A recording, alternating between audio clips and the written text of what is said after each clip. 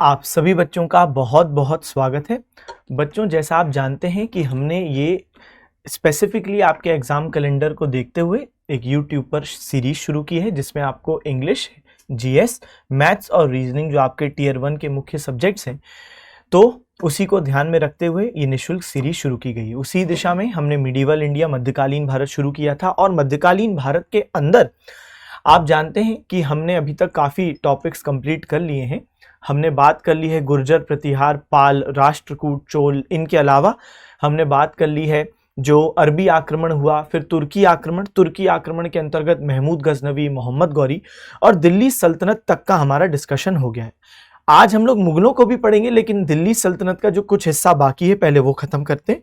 उसके बाद आज मुगलों पर भी बातचीत होगी और जबरदस्त तरीके से ऐसे क्वेश्चंस जो एग्जाम में आने की बहुत प्रोबेबिलिटी है, प्लस साइड बाय साइड जहां पे थ्योरी जरूरी होती है तो आपको मालूम है कि वो भी मैं आपको क्वेश्चंस के साइड में डिटेल में दे देता हूं। चल, तो हम लोग मुगल्स को शुरू करेंगे, लेकिन उससे पहले दिल्ली सल्तनत के बारे में कुछ चीजें जो बाकी हैं वो देखेंगे। आइए, तो क्या बोलता है भाई क्वेश्चन, मोहम्मद बिन तुगलक ने अपनी राजधानी कहां से कहां बदली थी।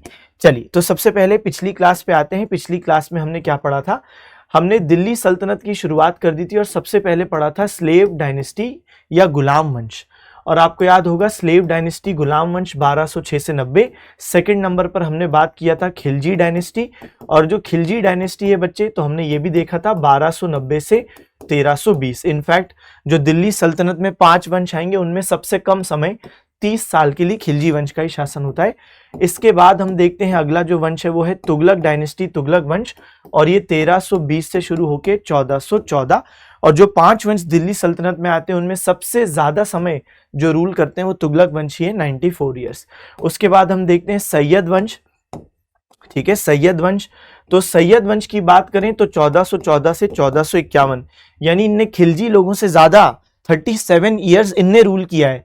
लेकिन फिर भी इनने कुछ ऐसा विशेष नहीं किया जिसपे बहुत ज्यादा प्रश्न आते हो या क्वेश्चंस बनते हो। उनसे कम समय के लिए खिलजी वंश का शासन था, फिर भी बहुत सारी चीजें पढ़ने को होती हैं जैसा हमने कल पढ़ा था। और फिर हम लोग अंत में देखते हैं दिल्ली सल्तनत में एक आता है लोधी वंश जो है 1451 से 1526। 1526 में दिल्ली सल्तनत खत्म होगा और मुगल साम्राज्य शुरू होगा। चलिए, अब एक क्वेश्चन बोलता है कि भाई तुगलक वंश पे एक कुछ क्वेश्चन है, तो तुगलक वंश पर पहले हम लोग बेसिक बात करें कि इसकी स्थापना किसने की, गियासुद्दीन तुगलक। तो बेटा गियासुद्दीन तुगलक ने तुगलक वंश की स्थापना की है। अच्छा, ये देपालपुर पंजाब के गवर्नर थे। कब गवर्नर थे, जब खिलजी लोगों का शासन चल रहा था। कल भी मैंने बताया था जब अलाउद्दीन खिलजी रूलर थे तब ये गवर्नर थे। जब खिलजी लोग कमजोर होने लगे, कमजोर रूलर आए, अलाउद्दीन खिलजी मर गए, उनके बाद कमजोर रूलर आए, तब इनने देखा मौका अच्छा है और इनने सत्ता अपने हाथ में कर ली। इस तरीके से ये गवर्नर बन गए सुल्तान। अच्छा, और बात करें गियासुद्दीन तुगलक के बारे में, और इनका ओरिजिनल नेम था गाजी मलिक। तो देखो, जी से ओरिजिनल नेम है और बाद में जो सुल्तान बने तो गियासुद्दीन भी जी से है, तो गाजी मलिक ये इनका ओरिजिनल नेम है। किसका, गियासुद्दीन तुगलक का। और बात करें गियासुद्दीन तुगलक के बारे में, तो इनने इंडिया में कैनाल्स यानी नहरें, सबसे पहले कोई दिल्ली सुल्तान अगर था, सबसे पहला दिल्ली सुल्तान जिसने कैनाल्स यानी नहरें बनवाना शुरू किया, गियासुद्दीन तुगलक। आगे चल के इनके ही वंश के फिरोज शाह तुगलक आते हैं जो सबसे ज्यादा नहरें बनवाएंगे, कैनाल्स बनवाएंगे। लेकिन शुरुआत कौन करता है, दिल्ली सुल्तान, तो गियासुद्दीन तुगलक करते हैं। अच्छा, इनने एक शहर की स्थापना भी की है जो तुगलकाबाद है। तो तुगलकाबाद नामक शहर की स्थापना की है। ये तुगलकाबाद शहर और कहीं नहीं, दिल्ली के ही आज अंदर मौजूद है, क्योंकि आज दिल्ली बहुत बड़ा हो चुका है, फैल चुका है। लेकिन पहले तो ये दिल्ली के आउटस्कर्ट्स पे था, लेकिन अब दिल्ली इतना एक्सपैंड हो चुका है कि अभी दिल्ली के अंदर ही है। तो तुगलकाबाद नामक शहर भी इनने बनवाया। ठीक है भाई। अब गियासुद्दीन तुगलक के बाद उनके बड़े बेटे मोहम्मद बिन तुगलक बनते हैं अगले रूलर। तो सबसे पहले मैंने तुगलक वंश में किसका नाम लिखा बच्चे, गियासुद्दीन तुगलक का नाम लिखा। और गियासुद्दीन तुगलक के बाद में किसका नाम लिख रहा हूं, मोहम्मद बिन तुगलक। मोहम्मद बिन तुगलक की बात करें तो इनने 5 एक्सपेरिमेंट किए और अपने 5 एक्सपेरिमेंट्स के लिए इनफेमस है। इनफेमस का मतलब है कुप्रसिद्ध है। एक होता है कि व्यक्ति अपने काम से प्रसिद्ध होता है, एक होता है व्यक्ति अपने काम से उल्टा उसका नाम गिर रहा है। तो ये कुप्रसिद्ध हैं क्योंकि इनके जो एक्सपेरिमेंट्स थे वो बुरी तरीके से फेल हुए।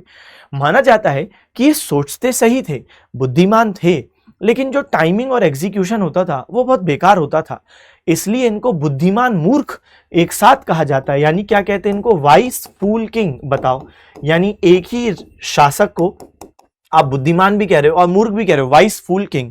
जैसे उदाहरण के लिए एक बार इनने ये सोचा कि जो गंगा यमुना वाला क्षेत्र है, गंगा यमुना दोआब, दोआब क्या होता है, दो नदियों के बीच का क्षेत्र। जैसे एक ही नदी है, एक ही दूसरी नदी है, तो इनके बीच का जो क्षेत्र है, नदियां मान लो यूं बह रही है, अब इन नदियों के जो बीच का क्षेत्र है इसको हम कहते हैं दो आब।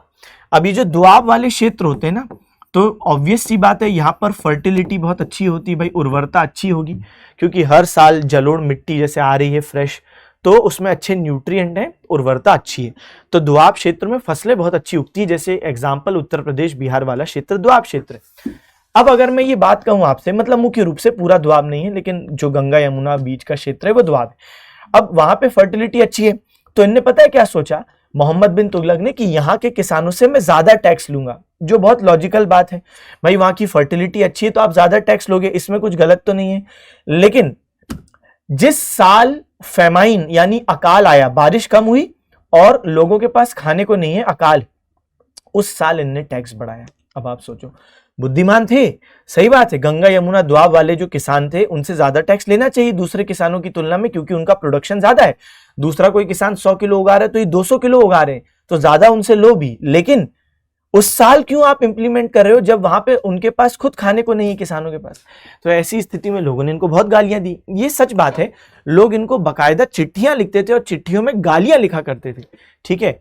तो कुल मिला के इन्हीं कुछ एक्सपेरिमेंट्स की वजह से इनको बुद्धिमान मूर्ख शासक कहा गया। अच्छा, और क्या हुआ भाई इनके टाइम पर, इनके टाइम पर हम देखते हैं कि एक यात्री आए थे जिनका नाम था इब्न बतूता।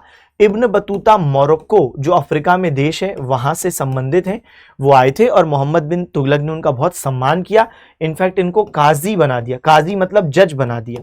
अच्छा, इब्न बतूता ने किताब भी लिखी है, रहला, क्या लिखा है, किताब उल रहला, या केवल रहला भी उसको बोलते हैं। तो ये भी एक मोहम्मद बिन तुगलक के टाइम की घटना है, ठीक है। और बात करें, मोहम्मद बिन तुगलक ने सती प्रथा को खत्म करने का प्रयास किया कि भाई सती प्रथा को खत्म करना है। क्यों, कैसे, तो इनने प्रयास किया, मैं क्यों बोल रहा हूं, क्योंकि इनने एक आदेश जारी किया कि कोई भी महिला जिसको सती करने को कहा जा रहा है तो पहले उसको मुझसे परमिशन लेनी पड़ेगी। तो कई बार जब महिलाएं परमिशन लेने आती थी तो ये इनको कन्विंस करते थे कोई जरूरत नहीं है, कौन फोर्स कर रहा है, तो कई महिलाएं बोलती थी हम नहीं करना चाहते, दुनिया बोल रही है। तो ऐसी स्थिति में वो बोलते थे कोई जरूरत नहीं। हाँ, अगर कोई महिला कहे कि नहीं मुझे तो करना ही है, मेरा पति मर गया, वो ये बुरा है भला है जैसा भी है, मेरा पति मेरा देवता है, तो मैं तो मरूंगी, तो ऐसी स्थिति में मोहम्मद बिन तुगलक क्या बोल सकते थे, कैरी ऑन। लेकिन जो बचाई जा सकती है उनको बचाया भी। चले और बात करें, तो मोहम्मद बिन तुगलक ने एक डिपार्टमेंट स्थापित किया था, ठीक है, जिसका नाम है दीवान ए कोही। तो क्या है बच्चे, दीवान ए कोही। दीवान ए कोही एग्रीकल्चरल डिपार्टमेंट है, कृषि विभाग है। तो एग्रीकल्चरल डिपार्टमेंट है, कृषि डिपार्टमेंट है। मैंने आपको उस दिन एक बात बताई थी कि बलबन ने स्थापित किया था बच्चे क्या, दीवान ए अर्ज मिलिट्री डिपार्टमेंट, और मोहम्मद बिन तुगलक ने दीवान ए कोही एग्रीकल्चर डिपार्टमेंट, कृषि विभाग, ठीक है। और भी बहुत सारी बातें हैं मोहम्मद बिन तुगलक के संबंध में। जैसे मोहम्मद बिन तुगलक के बारे में अगर हम बात करें तो मोहम्मद बिन तुगलक ना, गियासुद्दीन हम मिटा दें पहले, नहीं तो कंफ्यूजन ना हो, तो गियासुद्दीन पे हमने कुछ लिखा तो नहीं, तो भाई गियासुद्दीन के बाद है मोहम्मद बिन तुगलक। अब मोहम्मद बिन तुगलक के बारे में एक और बात यह है कि बच्चे ये माउंट अबू में दिलवारा जैन मंदिर है, क्या है, दिलवारा जैन मंदिर, आपने सुना होगा दिलवारा जैन टेम्पल्स, वैसे भी स्टैटिक जीके में टेम्पल्स वाला पार्ट है, वहां पे आप पढ़ते हो दिलवारा जैन टेम्पल्स। तो वहां पे विजिट भी करने गए थे, जबकि थे मुसलमान, लेकिन ये बताता है कि दूसरे धर्मों के प्रति भी सहिष्णु थे। इनफैक्ट ये बच्चे गंगा जल भी कंज्यूम करते थे, गंगा जल, और होली भी खेलते थे, ठीक है, तो होली भी खेलते थे, गंगा जल भी पीते हैं, तो ये धार्मिक रूप से सहिष्णु हैं। लेकिन हम देखते हैं कि इनके ही टाइम पर दिल्ली सल्तनत अपने पीक यानी चरम पर पहुंचा। यानी कभी कोई आपसे पूछे इतने सारे वंश आए, 5 वंश आए दिल्ली सल्तनत में, उन 5 वंशों में से अलग अलग सुल्तान आए, हर वंश में बहुत सारे, तो सबसे ज्यादा एरिया किस दिल्ली सुल्तान के पास था, तो मैक्सिमम एरिया, तो सर्वाधिक जो क्षेत्र था वो किसके पास था, मोहम्मद बिन तुगलक। लेकिन इसके टाइम पर ही दिल्ली सल्तनत का डिसइंटीग्रेशन यानी दिल्ली सल्तनत का विघटन, दिल्ली सल्तनत टूटना शुरू हुआ। अब भाई देखो, इनने बहुत ज्यादा क्षेत्र विस्तार तो हो गया, लेकिन अब वो व्यक्ति भी तो हो जो संभाल पाए इतना बड़ा क्षेत्र, इनसे संभला नहीं। तो हम देखते हैं कि इनके ही टाइम पर 1336 में विजयनगर साम्राज्य, जो पहले इनका ही एक एरिया था, मतलब जो विजयनगर एम्पायर वाला एरिया पहले इनका ही था, लेकिन वो आगे चल के 1336 में इनसे स्वतंत्र हो जाता है। हरिहर और बुक्का दो भाई होते हैं जो सेपरेट हो जाते हैं, उनके बारे में हम आगे पढ़ेंगे। अभी बस सुनिए कि मोहम्मद बिन तुगलक का ही साम्राज्य टूटा। 1347 में एक और साम्राज्य बनेगा जिसको कहते हैं बहमनी साम्राज्य। ठीक है, चल अब हम लोग आते हैं अपने प्रश्न पर।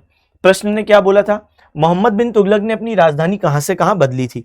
तो इनके जो 5 एक्सपेरिमेंट थे उनमें से एक एक्सपेरिमेंट ये भी था कि एक बार इनने सोचा कि भाई दिल्ली तो बहुत उत्तर में है, मुझे कुछ ऐसी राजधानी चाहिए जहां से मैं उत्तर और दक्षिण दोनों संभाल पाऊं, क्योंकि दिल्ली से मैं नॉर्थ तो संभाल सकता हूं लेकिन साउथ और डेक्कन तो बहुत दूर हो गए, तो मुझे कैपिटल कहीं बीच में चाहिए। तो इनने क्या सोचा, मैं देवगिरी को अपना सेकंड कैपिटल बनाता हूं।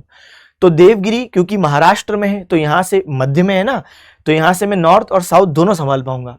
तो देखा जाए तो कुछ गलत नहीं सोच रहे, लॉजिकली चीज है, कोई गलत तो बात नहीं कही। लेकिन बेटा दिल्ली से देवगिरी जो इनने कैपिटल शिफ्ट किया और जो महीना चुना वो महीना खतरनाक भयंकर, भारत में जिस समय गर्मी होती है, अप्रैल मई जून, ये वाला महीना चुना और लोगों को जबरदस्ती दिल्ली से घरों खाली करवाए गए घर कि आपको सुल्तान के साथ देवगिरी जाना है, अब आपके सुल्तान देवगिरी में बैठेंगे। लोगों को भी जबरदस्ती निकाला गया घरों से।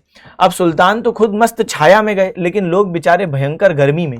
और दिल्ली से देवगिरी का बीच का डिस्टेंस था 1500 किलोमीटर। अब आप सोचो भयंकर गर्मी में 1500 किलोमीटर चलना, कई लोग मारे गए। और यहाँ पे देवगिरी में पहुंच के कुछ दिन सुल्तान रुके, फिर उनको लगा कि मुझे तो याद आ रही है दिल्ली की, यहाँ की जो हवा है वो मुझे जम नहीं रही, जलवायु क्लाइमेट मजा नहीं आ रहा। और तब इनने बोला वापस चलो दिल्ली। बताओ, लोगों ने फिर बहुत गालियां दी। देवगिरी का इनफैक्ट इसने नाम भी बेटा बदल दिया था। तो देवगिरी का नाम मोहम्मद बिन तुगलक ने, एक तो ये क्या है भाई, देवगिरी का नाम मोहम्मद बिन तुगलक ने क्या रखा था, दौलताबाद। क्या रखा था, दौलताबाद। तो ये बात दिमाग में रखना, ठीक है। तो Delhi to Devagiri capital shift किया था। चलो आओ, सल्तनत के इतिहास में पहली बार मंगोल क्षेत्र खुरासन पर कब्जा करने के लिए दिल्ली के किस सुल्तान ने अभियान की योजना बनाई।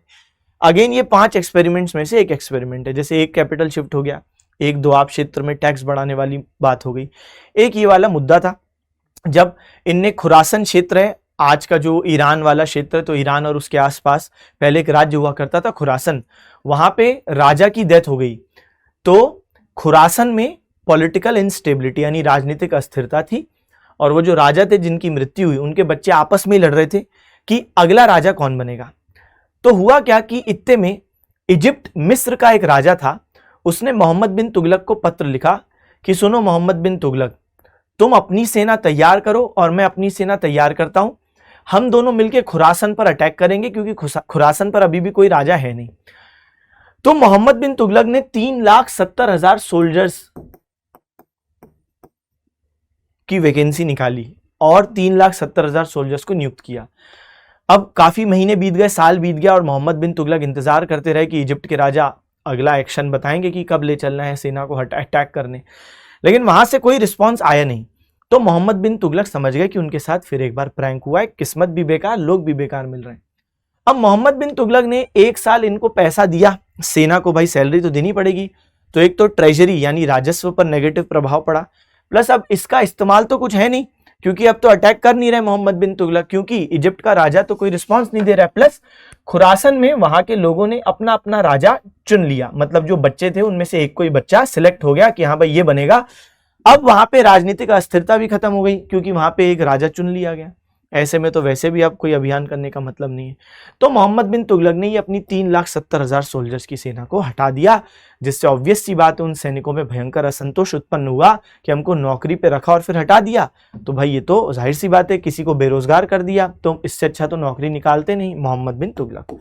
चलिए, मोहम्मद बिन तुगलक ने किस देश का उदाहरण लेकर तांबे और पीतल के सिक्कों का प्रयोग कर टोकन मुद्रा बनवाई थी। देखो टोकन मुद्रा क्या होती है, जैसे 2 टाइप की करेंसी होती है, एक होती है रियल, एक होती है टोकन करेंसी, है ना, सांकेतिक मुद्रा।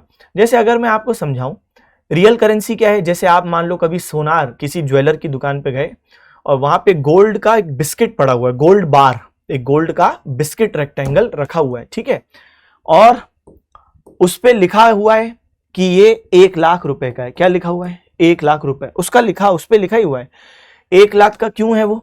क्योंकि उसके अंदर जो मटेरियल लगा है यानी सोना, उसकी वैल्यू 1,00,000 है, इसलिए लिखा भी 1,00,000 है।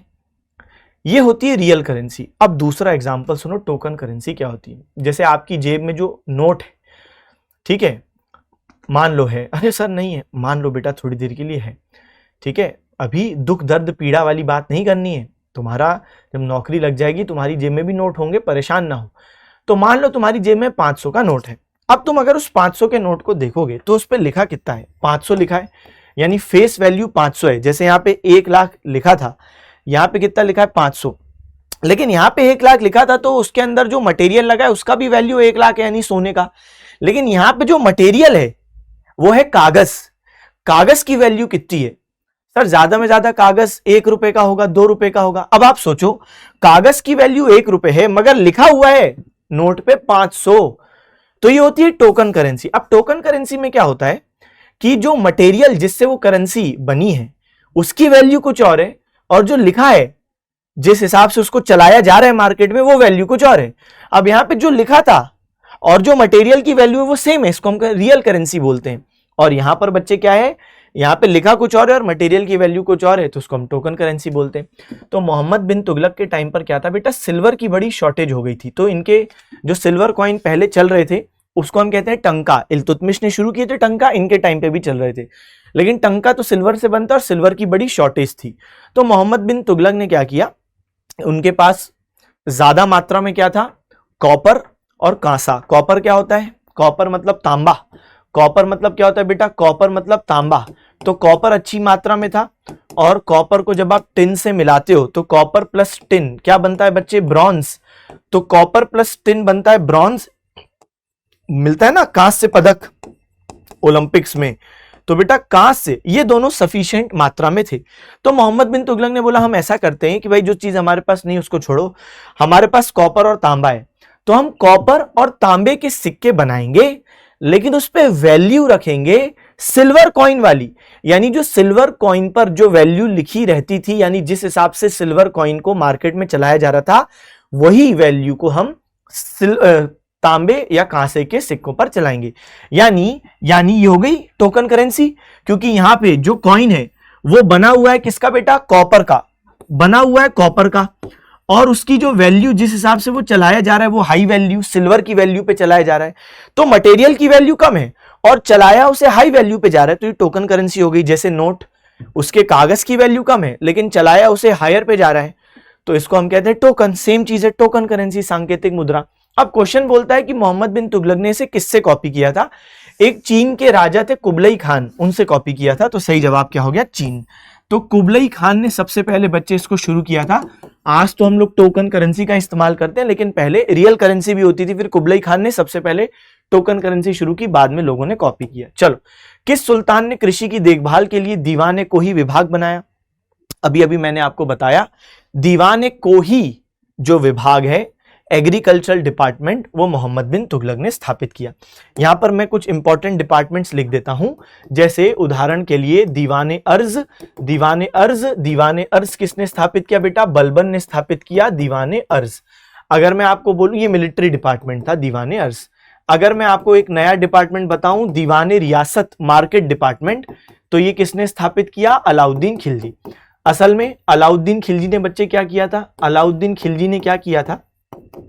तो अलाउद्दीन खिलजी ने 3 मार्केट स्थापित किए थे, और हर मार्केट में जो सामान बिक रहा है उसका रेट फिक्स कर दिया। पहला मार्केट था ग्रेन्स, फूड ग्रेन्स, अनाज, तो गेहूं, चावल, तेल, रेट फिक्स कर दिया कि इससे ज्यादा कोई दुकानदार नहीं बेच सकता, इससे ज्यादा महंगा, जितना हमने रेट फिक्स किया वही। दूसरा मार्केट था जो मवेशी होते हैं, एनिमल्स होते हैं, उनका मार्केट था, ठीक है, और बर्ड्स का भी ये मार्केट था। यहाँ पे घोड़े मिल रहे हैं, खच्चर मिल रहे हैं, बर्ड्स मिल रही हैं, ठीक है, गुलाम मिल रहे हैं, तो ये गुलाम, इंसान गुलाम, तो ये इनका भी रेट फिक्स कर दिया गया। और तीसरा मार्केट था महंगे कपड़ों का। तो कुल मिला के इन मार्केट्स को देखने के लिए एक मार्केट डिपार्टमेंट बनाया था दीवाने रियासत अलाउद्दीन खिलजी। अलाउद्दीन खिलजी ने एक और डिपार्टमेंट स्थापित किया था जिसको हम कहते हैं दीवाने मुस्तका राज। क्या बोलते हैं बेटा? दीवाने मुस्तक राज। अभी जो दीवाने मुस्तका राज है ये किस चीज का डिपार्टमेंट है? भू राजस्व। तो क्या है बच्चे? भू राजस्व। भू राजस्व मतलब लैंड रेवेन्यू, यानी लोगों से जो टैक्स लिया जा रहा है उसको मॉनिटर करने के लिए, सुपरवाइज करने के लिए दीवाने मुस्तका राज। ठीक है, तो दीवाने मुस्तका राज एक ये डिपार्टमेंट था। चलिए, थोड़ा सा राइटिंग आपको हो सकता है इधर उधर लगे, लेकिन कोई नहीं, मुस्तक राज ये लो, और पहले से बेहतर लिख दिया। ठीक है, चले, तो ये हो गए। अच्छा, अब हमने बोला दीवाने को ही, क्या बोला बेटा? दीवाने को ही। ये क्या है? एग्रीकल्चरल डिपार्टमेंट है, कृषि विभाग। किसने स्थापित किया? मोहम्मद बिन तुगलक। अच्छा, मोहम्मद बिन तुगलक ने 2 लोन्स भी शुरू किए। यही डिपार्टमेंट लोन देता था, जैसे आज भी सरकार बहुत सारे कृषि लोन देती है ना, कि सीड्स खरीद लो, सिंचाई कर लो, फर्टिलाइजर खरीद लो, मशीन्स खरीद लो, वैसे ही इनने भी बोला सीड खरीद लो, सिंचाई के लिए लोन दिया। लोन को क्या कहा इनने? सोंधर और तक्कावी। तो कभी मान लो एग्जाम में आए कि मोहम्मद बिन तुगलक द्वारा शुरू किए गए सोंधर और तक्कावी क्या हैं, तो ये क्या है बच्चे? लोन है, ऋण है। क्या है? लोन है। तो सोंधर और तक्कावी क्या है बच्चे? लोन है, ऋण है। ठीक है, चलिए आगे बढ़े। हाँ, जो भी आपको लगे नई इंफॉर्मेशन है, आप अपने पास अलग से, जो आप कहीं ना कहीं नोट्स तो बना रहे होगे, नहीं बना रहे तो एक रजिस्टर लो, अब भी समय है, और नए फैक्ट को लिख दो। जो चीज आपको आती है अच्छी बात है, अब समय का में हर एक चीज लिखने की जरूरत नहीं, जो नहीं आती उसको लिख लो। जब इब्न बतूता भारत आया था तो उस समय दिल्ली सल्तनत का शासक कौन था? तो जब इब्न बतूता भारत आए, दिल्ली सल्तनत का शासक कौन था? अभी बात की, मोहम्मद बिन तुगलक। आगे चल के ये इब्न बतूता कहां जाएंगे? विजयनगर, विजयनगर एम्पायर। अच्छा, ये बात मैंने आपको पहले भी बता दी बेटा कि इब्न बतूता मोहम्मद बिन तुगलक के टाइम पर आए हैं मोरक्को से, उनको काजी बनाया, उनने किताब लिखी रहला, ये सब हमने डिस्कशन किया। लेकिन ये बात मैंने आपको पहले बताई कि मोहम्मद बिन तुगलक के टाइम पर विजयनगर साम्राज्य नाम का एक एरिया अलग हो जाएगा। जो 2 भाई होते हैं हरिहर और बुक्का, वो विजयनगर साम्राज्य नाम का एक साम्राज्य अलग कर लेंगे। उस टाइम पे नॉर्थ में कौन था? मोहम्मद बिन तुगलक, इनका ये एरिया था, लेकिन ये स्वतंत्र हो गया, तो विजयनगर साम्राज्य। तो कहानी ये है कि जो इब्न बतूता है, इब्न बतूता मोहम्मद बिन तुगलक के पास भी आएंगे और आगे चल के विजयनगर साम्राज्य में भी जाएंगे। ठीक है, मध्यकाल में भारत आने वाले विदेशी यात्रा इब्न बतूता कहां से आए थे? मोरक्को। मोरक्को अफ्रीका में एक देश है। चलिए आगे बढ़ते हैं, तो सिंपल चीज है क्योंकि अभी हमने डिस्कशन किया। निम्नलिखित दिल्ली के सुल्तानों में से किसने उत्तर भारत में कई शहरों की स्थापना की? अब आगे बढ़ते हुए, अभी तक हमने बच्चे बहुत सारी बातों पर डिस्कशन किया। गियासुद्दीन तुगलक के बारे में बात हुई, मोहम्मद बिन तुगलक के बारे में बात हुई। इनके बाद आते हैं फिरोज शाह तुगलक। फिरोज शाह तुगलक बहुत ही कट्टर सुन्नी मुसलमान शासक होते हैं। ऐसे तो ये पूरे दिल्ली सुल्तान और आगे चल के मुगल सब कौन है? सुन्नी मुसलमान। लेकिन उनमें से कुछ ऐसे सुल्तान थे जो कट्टर थे। मैं आपको दिल्ली सुल्तान और मुगलों में जो कट्टर शासक थे उनके बारे में पहले ही जानकारी देता हूं, सुनिए। दिल्ली सल्तनत में 2 कट्टर शासक आए, एक फिरोज शाह तुगलक, एक सिकंदर लोदी। फिरोज शाह तुगलक तो अभी आप पढ़ रहे हो तुगलक वंश में, सिकंदर लोदी आज ही आप आगे पढ़ोगे क्लास में। जबकि मुगलों में एक कट्टर शासक आए जिनका नाम है औरंगजेब। अब औरंगजेब का नाम तो कट्टरता के लिए आपने सुना ही होगा, लेकिन बात है फिरोज शाह तुगलक और सिकंदर लोदी। इनको हम कट्टर क्यों बोल रहे हैं? देखो, बहुत सारे मुसलमान शासक आए, सब कट्टर नहीं थे, ये 3 बहुत कट्टर थे। जैसे फिरोज शाह तुगलक ने क्या किया बेटा? ज्वालामुखी मंदिर हिमाचल प्रदेश में मौजूद है, उस पर अटैक किया, मंदिर तोड़वाया, ब्राह्मणों को जलाया और वहां से संपत्ति भी लूटी, और वहां पे जो लाइब्रेरी थी वो किताबें अपने साथ ले आए और उनको ट्रांसलेट करवाया। किस भाषा में? संस्कृत भाषा से ट्रांसलेट करवाया पर्शियन यानी फारसी भाषा में, क्योंकि दिल्ली सल्तनत की जो दरबारी भाषा थी, जो कोर्ट लैंग्वेज था, वो पर्शियन या फारसी है। यानी दरबार में जो दरबारी हैं, जो अमीर हैं, जो मिनिस्टर्स हैं, वो सुल्तान से पर्शियन में ही बात करते थे। ठीक है, चल, तो इनने ट्रांसलेशन भी करवाया, ज्वालामुखी मंदिर को डिस्ट्रॉय भी करवाया। इतना ही नहीं, इनने ब्राह्मणों को बोला आपको भी जजिया टैक्स देना पड़ेगा। अच्छा, उससे पहले तक ब्राह्मण लोगों से जजिया टैक्स नहीं लिया जा रहा था, लेकिन फिरोज शाह तुगलक ने बोला बिल्कुल वसूलो, क्यों छोड़ेंगे, बिल्कुल वसूलो, ये भी गैर मुसलमान है तो वसूला जाए इनसे भी। अच्छा, इसके अलावा फिरोज शाह तुगलक ने क्या किया कि उलेमा वर्ग को खुश करने का बहुत प्रयास किया। इनफैक्ट ये मोहम्मद बिन तुगलक की एक कहानी है जो इनसे जुड़ी हुई है। मोहम्मद बिन तुगलक जो इनसे पहले सुल्तान थे, तो उनने बहुत सारे जो काम किए उससे जनता नाखुश थी और सेना नाखुश थी। जैसे उदाहरण के लिए जनता पे टैक्स बढ़ाया, जो मैंने बताया था गंगा यमुना दुआ, और सेना नाखुश थी। जैसे खुरासन अभियान में नौकरी 1 साल के लिए मिली फिर हटा दिया, नाखुश थी। उलेमा कौन होते हैं? जो इस्लामिक कानून के जानकार हैं उनको हम बोलते हैं उलेमा। और वो मोहम्मद बिन तुगलक से क्यों नाराज थे? क्योंकि उलेमा कट्टर होते हैं। और जो मोहम्मद बिन तुगलक वो जैन मंदिर घूम रहे हैं, गंगा जल पी रहे हैं, होली मना रहे हैं, तो उलेमा वर्ग को बहुत नाराजगी थी मोहम्मद बिन तुगलक से कि तुम तो इस्लाम धर्म खराब कर रहे हो, नष्ट कर रहे हो, और तुम सच्चे मुसलमान शासक नहीं हो। और इसी की वजह से, क्योंकि मोहम्मद बिन तुगलक जो साम्राज्य छोड़ के गए और वो जब फिरोज शाह तुगलक को मिला, तो फिरोज शाह तुगलक ने देखा कि यार सभी लोग नाराज किए हैं मेरे भाई ने। मोहम्मद बिन तुगलक और फिरोज शाह तुगलक कजन ब्रदर थे, कजन। तो इसने सोचा मैं क्या करूं, सबको खुश करने की नीति अपनाता हूं। इसको हम इंग्लिश में कहते हैं पॉलिसी ऑफ अपीजमेंट। तो इसने जो चीजें की वो इस तरीके से की कि लोग इससे खुश रहे, सेना इससे खुश रहे, उलेमा इससे खुश रहे, क्योंकि ये खुद डरता था कि विद्रोह ना बढ़ जाए। क्योंकि मोहम्मद बिन तुगलक के टाइम पर बहुत विद्रोह हुए, सबसे हाईएस्ट विद्रोह, सबसे highest number of revolts Mohammad bin Tughlaq के टाइम पे हुए। तो इसलिए डरता था, इसलिए इसने क्या किया, सबको खुश करो। अब उलेमा वर्ग ने इनसे क्या बोला कि तुम्हें सच्चा मुसलमान शासक बनना है तभी हमारा सपोर्ट मिलेगा। इनने बोला ठीक है, क्या करना होगा बताइए। उलेमाओं ने कहा अटैक करो। तो इन्हें अटैक किया ज्वालामुखी मंदिर। उलेमाओं ने कहा कि जो महिलाएं हैं, मुस्लिम महिलाएं, बहुत सारी मुस्लिम महिलाएं सूफी संतों की कब्र समाधियों पर जा रही हैं, मत जाने दो, ये इस्लाम में कहीं नहीं लिखा है। तो इन्हें बोला ठीक है। तो इनने सूफी संतों की कब्र पर जो महिलाएं जा रही थी, ठीक है, तो उस पर रोक लगाई कि नहीं जाओगे आप। तो ऐसी इनने चीजें की हैं। इसके अलावा इनने क्या किया बेटा, और बात सुनते हैं। तो यहां पे पहले हम इसको मिटा दें, मुगलों के बारे में बाद में पढ़ेंगे, सिकंदर लोदी भी बाद में पढ़ेंगे। और क्या क्या फिरोज शाह तुगलक ने। अब जैसा मैं आपको बता रहा था कि सेना को खुश करने के लिए इनने क्या किया बच्चे, तो सेना को खुश करने के लिए इनने जो पद हैं, तो जो पद होते हैं बेटा, जो पोस्ट होती है उसको हायरार्की, जो पोस्ट में जो हेरिडिटरी था पोस्ट, उसको क्या किया कि पहले ये रूल था कि मेरिट के आधार पर नियुक्ति होगी। जैसे मान लो कि मैं उस टाइम पर बन गया एक सैनिक, क्योंकि मैंने अपनी फिजिकल फिटनेस प्रूव करी कि भाई मैं भाग सकता हूं, मैं दौड़ पा रहा हूं, मैं छलांग लगा पा रहा हूं, तो मुझे सिलेक्ट कर लिया जाएगा। लेकिन इनने क्या किया, फिरोज शाह तुगलक ने सैनिकों के पदों को वंशानुगत यानी हेरिडिटरी बना दिया। इसका यह मतलब है कि इनने मेरिट वाली चीज हटा दी और क्या बोला कि भाई कोई अगर सैनिक है और उसको लगता है कि अब उससे नहीं हो पा रहा है, तो वो अपने किसी बेटे को भेज दे, दामाद को भेज दे, चाहे तो दास को भेज दे, हम उसको नौकरी पे रख लेंगे। अब जो व्यक्ति सिलेक्ट हुआ था, सैनिक जो पहले से है, उसने तो अपनी फिजिकल फिटनेस सिद्ध की, लेकिन अब जो ये फिरोज शाह तुगलक कह रहा है कि आप अपने बेटे को भेज दो, दामाद को भेज दो, उसको नौकरी दे देंगे। अरे जरूरी है क्या कि उसका बेटा उतना काबिल हो या उसका दामाद उतना काबिल हो सकता है ना हो, दास उतना काबिल हो सकता है उसने कभी जीवन में कभी एक भाला ना उठाया हो, तलवार ना उठाई हो, और वो सेना में पहुंच गया।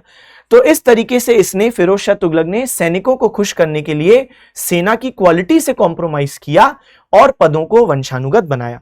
देखा जाए तो ये भी मोहम्मद बिन तुगलक से कोई कम मूर्ख तो नहीं है, क्योंकि भाई आप सेना को खुश करने के लिए क्वालिटी गिरा रहे हो, हर किसी को सेना में भर्ती कर लिया।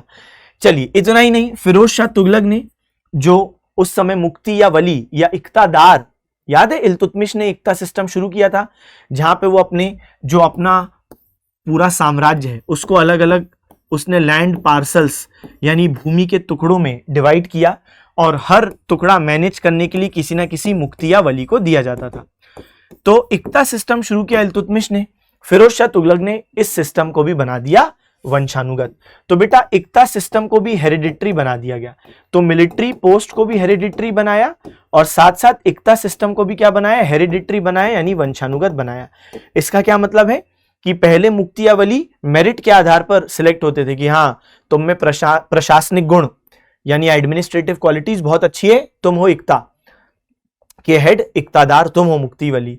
लेकिन इसने क्या बोला फिरोज शाह तुगलक ने, वंशानुगत, यानी मान लो कोई मुक्ति या वली है, अब वो मर गया, उसके बाद उसका बेटा मुक्ति वली बन जाएगा, जबकि हो सकता है बेटे में कोई एडमिनिस्ट्रेटिव एक्सपीरियंस ना हो, कोई प्रशासनिक अनुभव नहीं है, लेकिन अब वो हेड बन गया। तो इस तरीके से इसने इनको भी खुश करने के लिए इक्ता सिस्टम को भी हेरिडिटरी बना दिया।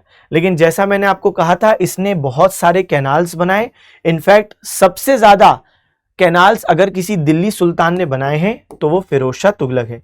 हाँ, गियासुद्दीन तुगलक ने कैनाल्स बनाना दिल्ली सुल्तानों में शुरू किया था, लेकिन इनने सबसे ज्यादा बनाए।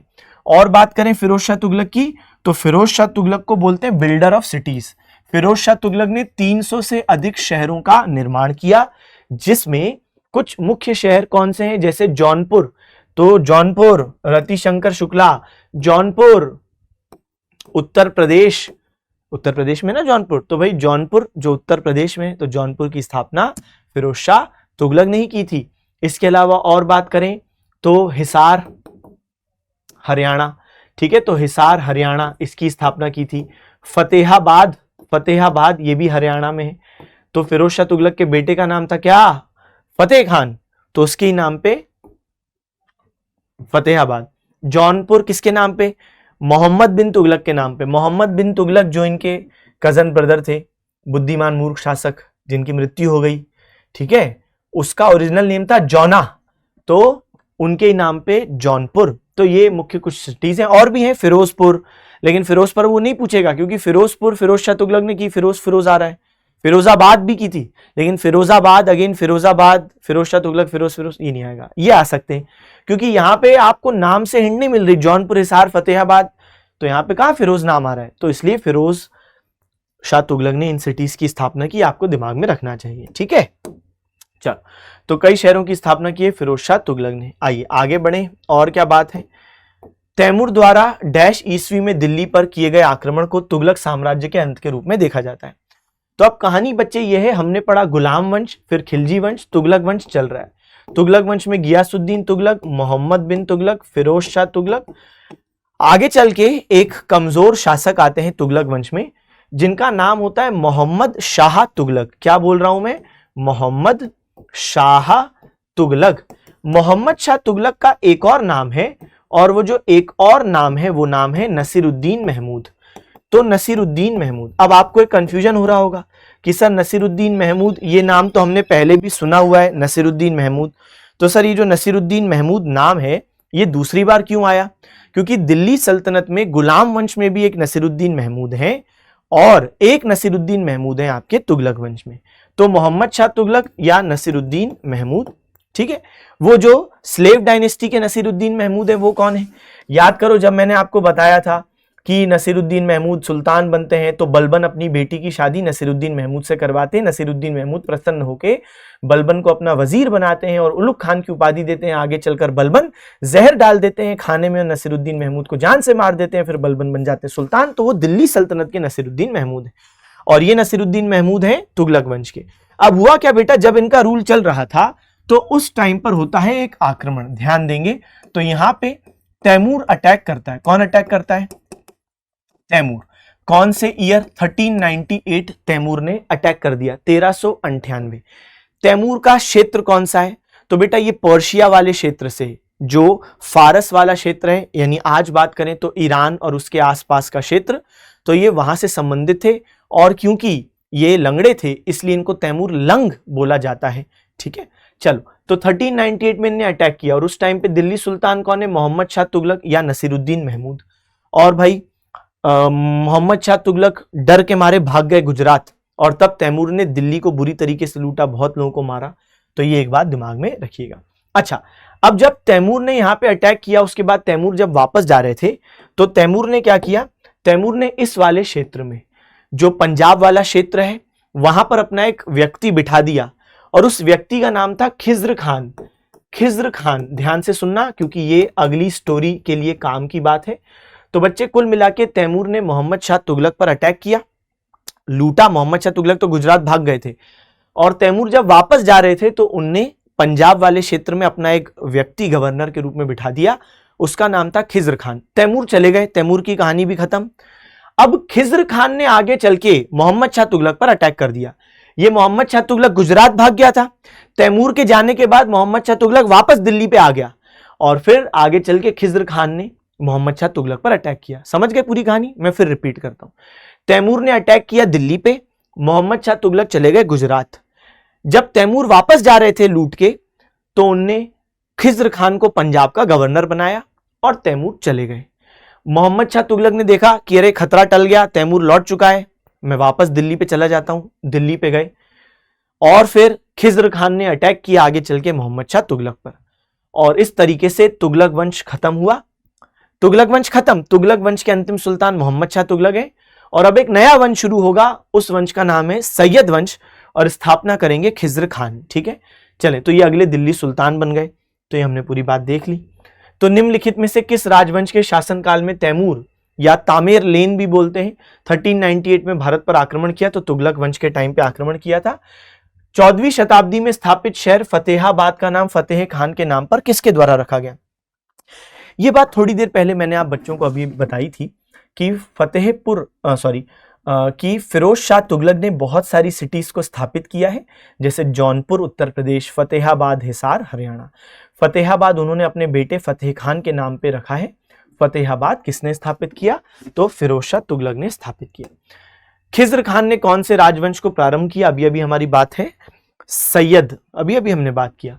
तो सबसे पहले स्लेव, स्लेव के बाद बच्चे हमने क्या बोला? तो स्लेव के बाद खिलजी, खिलजी के बाद हमने क्या डिस्कस किया? तो तुगलक, तुगलक। इसके बाद हमने क्या डिस्कस किया? सैयद, और सैयद के बाद हमने क्या डिस्कस किया? लोधी। मतलब लोधी हमारा अभी आना बाकी है, लेकिन हमने डिस्कस तो कर लिया, एज इन कि हमने क्रोनोलॉजी तो डिस्कस कर ही ली। सैयद वंश की बात करते हैं। सैयद वंश बच्चे बिल्कुल भी इंपॉर्टेंट नहीं है, वैसे तो इनने खिलजी वंश से ज्यादा शासन किया है, 1414 से 1451, यानी 37 ईयर्स, फिर भी इनने विशेष कुछ नहीं किया। इन पर एक क्वेश्चन तो आता है, स्थापना किसने की? खिज्र खान, तो एक ही क्वेश्चन आता है। अच्छा, एक और बात मैं आपको बताऊं, आगे चल के सैयद वंश में एक शासक आते हैं जिनका नाम होता है मुबारक शाह। मुबारक शाह या सैयद मुबारक शाह, क्योंकि सैयद वंश है ना, तो सैयद मुबारक शाह। अब इनने भी जीवन में कुछ नहीं किया, लेकिन सैयद मुबारक शाह जो सैयद वंश के एक शासक हैं, उनके टाइम पीरियड पर एक बुक लिखी जाती है, और वो बुक का नाम होता है तारीख ए मुबारक शाही। तो मुबारक शाही क्यों बोल रहे हैं? क्योंकि मुबारक शाह के शासन के बारे में लिखा हुआ है, सैयद वंश के बारे में लिखा हुआ है, तो मुबारक शाही, क्योंकि मुबारक शाह पर किताब है। तो जो तारीख ए मुबारक शाही पुस्तक है बेटा, वो सैयद मुबारक शाह पर लिखी गई है, और ये पुस्तक एकमात्र स्रोत है सैयद वंश के ऊपर। यानी अगर ये पुस्तक नहीं होती तो कोई और दूसरी किताब नहीं है सैयद वंश पर। और ये किताब लिखी किसने? तो उस व्यक्ति का नाम है याह्या बिन अहमद सरहिंदी। मैं नाम यहां पे लिख देता हूं, परेशान ना हो। याह्या बिन अहमद सरहिंदी। अब जो ये याह्या बिन अहमद सरहिंदी है, जब ये स्कूल जाते थे तो टीचर इनसे बोलती थी कि तुम्हारा नाम क्या है? ये बोलते थे या। टीचर बोलती थी वो या यस या नो वो हम देख लेंगे, तुम नाम बताओ, नाम क्या है तुम्हारा? ये कहते थे या। टीचर को गुस्सा आया, टीचर ने इन्हें मार दिया। बेटा मजाक है ना, तो याह्या इनका नाम है, याह्या बिन अहमद सरहिंदी। अब इस व्यक्ति के प्रति थैंकफुल होना चाहिए सैयद वंश को, क्योंकि इसने बुक लिखी, तब दुनिया को पता चल रहा है कि सैयद वंश में क्या हो रहा था, वरना पता नहीं चलता। तो तारीख ए मुबारक शाही लिखी किसने बेटा? याह्या बिन अहमद सरहिंदी। चलिए आइए, तो यहां पे हमने ये लिख दिया। चलो, तो एक तो प्रश्न आता है खिज्र खान स्थापना की है, और एक ये क्वेश्चन आता है। ठीक है, आइए, मोठ की मस्जिद किसके शासनकाल में बनी थी? तो मोठ की मस्जिद, अब हम लोग आते हैं आगे, सिकंदर लोदी, लोदी वंश पे हम लोग आ रहे हैं। तो हमने बोला स्लेव, हमने बोला खिलजी, हमने बोला तुगलक, सैयद, लोदी। अब ध्यान से सुनना बेटा, सबका टाइम पीरियड लिखें, 1206 से 90 स्लेव, खिलजी लिखें 1290 से 1320 लिख दिया, तुगलक 1320 से 1414, और फिर बात करें सैयद 1414 से 1451, और फिर बात करें 1451 से 1526। अब ध्यान से सुनिएगा बेटा, लोदी वंश में 3 लोदी शासक हैं। सबसे पहले हम किसके बारे में बात करते हैं? बहलुल लोदी। किसके बारे में? बहलुल लोदी। फिर सिकंदर लोदी, और फिर इब्राहिम लोदी, इब्राहिम लोदी। तो ये 3 लोदी शासक। चलो, सबसे पहले हम डिटेल में बात करेंगे थोड़ा बहलुल लोदी के बारे में। अब ये जो बहलुल लोदी हैं, पहली बात तो ये अफगान मुसलमान हैं, ध्यान से सुनना। अब देखो अफगान मुसलमान हैं, इनने साम्राज्य स्थापित किया, ये इंडिया में पहला अफगान साम्राज्य है। आप बोलोगे सर बात समझ में नहीं आई, क्योंकि आपने सर हमें एक बार बताया था महमूद गजनवी गजनी से हैं जो अफगानिस्तान में सिटी है, मोहम्मद गौरी गौर से हैं, वो भी अफगानिस्तान में एक सिटी है, यानी अफगान मुसलमान हैं वो लोग, तो वो भारत में आए होंगे। गलत, ध्यान से सुनो। महमूद गजनवी और मोहम्मद गौरी, उनका भले ही गढ़ अफगानिस्तान हो, लेकिन वो है तुर्क मुसलमान, तुर्क क्षेत्र के मुसलमान हैं। अफगानिस्तान में उनका साम्राज्य बना, लेकिन वो रहेंगे तब भी तुर्क मुसलमान। जिस प्रकार एक भारतीय व्यक्ति, आज अगर कोई व्यक्ति इंडिया से जाता है अमेरिका, अमेरिका के लोगों में घुल मिल जाता है, वहां पे अपना कोई बिजनेस स्टार्ट कर देता है, तब भी वो रहेगा तो इंडियन ही। उसी प्रकार महमूद गजनवी, मोहम्मद गौरी, ये हैं तुर्क क्षेत्र के मुसलमान जो अफगानिस्तान में साम्राज्य बनाए, फिर भारत में भी आ पाए, लेकिन ये है तुर्क मुसलमान। लेकिन बहलुल लोदी ये अफगान क्षेत्र के ही मुसलमान हैं, मतलब इनका ओरिजिन ही वही है, ये अफगानिस्तान वाले क्षेत्र में ही बड़े हुए, वहीं पैदा हुए, वहीं बड़े हुए, तो ये अफगान मुसलमान है। और भारत में 2 बार अफगान मुसलमानों का साम्राज्य आता है, एक बार लोदी और एक आगे चल के मैं आपको बताऊंगा सूर वंश, सूर शेरशाह सूरी का शायद नाम सुना होगा, वो दूसरी बार अफगान साम्राज्य स्थापित होगा। पहली बार अफगान साम्राज्य स्थापित किया था बहलुल लोदी ने, तो first Afghan empire in India. एक तो ये बात दिमाग में रखना। अच्छा, इनने क्या किया, सिक्के स्टार्ट किए थे बहलुली नाम के, तो बहलुली या बहलोली ये इनके सिक्के हैं, कॉपर कॉइन। तो क्या नाम है, बहलुली नाम के इनके बेटा कॉइन थे, ठीक है, तो ये दिमाग में रखना, बहलुली नाम के इनके सिक्के जो इनने शुरू किए। अच्छा, अब हुआ क्या, आपको थोड़ा सा पीछे जाना है। लोदी वंश से पहले सैयद वंश था, और सैयद वंश से पहले तुगलक वंश था। याद करो तैमूर ने अटैक किया था, अभी अभी हमने बात की थी, और तुगलक वंश का एक रूलर था मोहम्मद शाह तुगलक, जो कहां भाग गया था, गुजरात।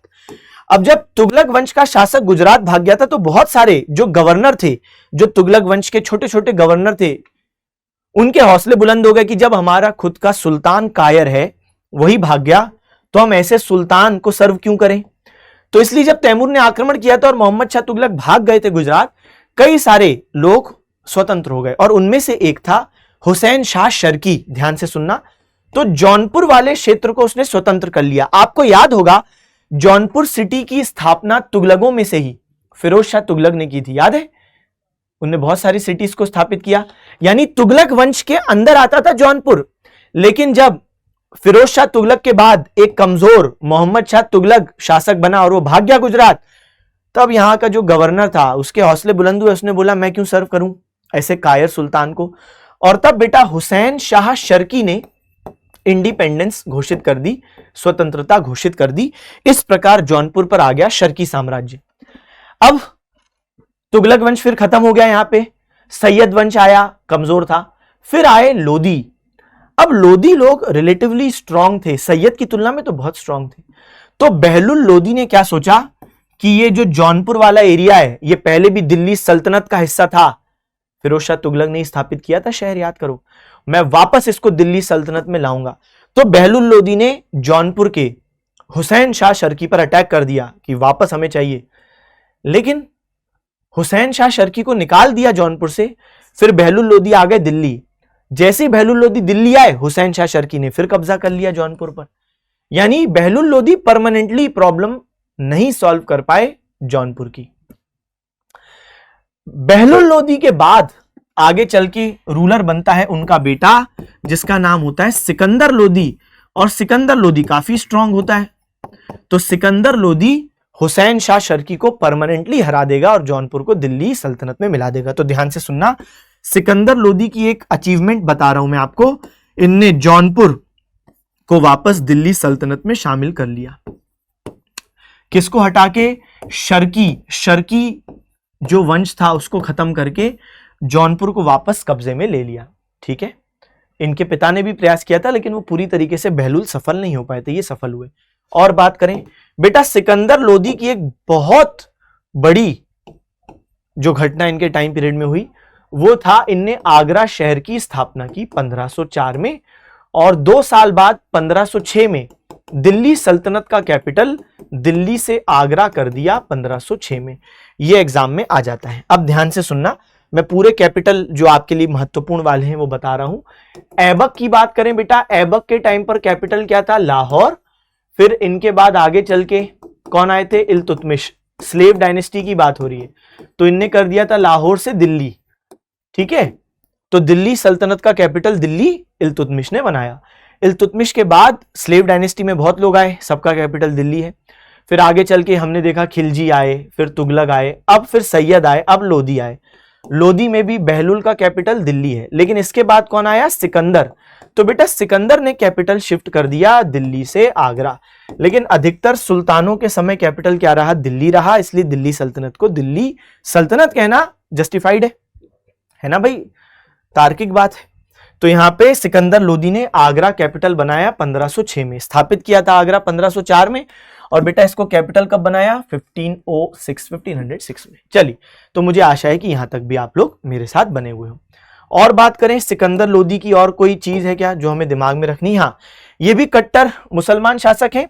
मैंने आपको पहले भी ये बात बताई थी कि ओवरऑल मध्यकालीन भारत में कई सारे जो मुसलमान शासक हैं उनमें से 3 कट्टर थे, फिरोज शाह तुगलक, सिकंदर लोदी और औरंगजेब। वो मुगलों में पढ़ेंगे। अब सिकंदर लोदी क्यों कट्टर कहला रहे हैं? इनने भी फिरोज शाह तुगलक की तरह काम किया। कैसे? इनने भी बेटा ज्वालामुखी मंदिर पर अटैक करवाया, सेम ज्वालामुखी मंदिर जिसपे फिरोज शाह तुगलक ने अटैक किया था, इनने भी अटैक किया। इनने भी जजिया बड़े स्तर पर वसूला।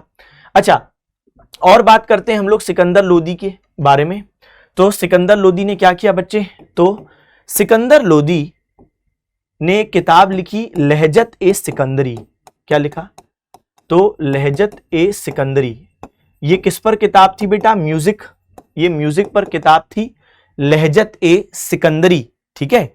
और सिकंदर लोदी का एक पेन नेम था, क्योंकि ये राइटर थे, जैसा आपने देखा कि किताब लिख रहे हैं, तो इनका जो पेन नेम था, जिस पेन नेम, जैसे हम बोलते हैं ना सूर्यकांत त्रिपाठी निराला, रामधारी सिंह दिनकर, तो ये दिनकर निराला क्या है? Pen name.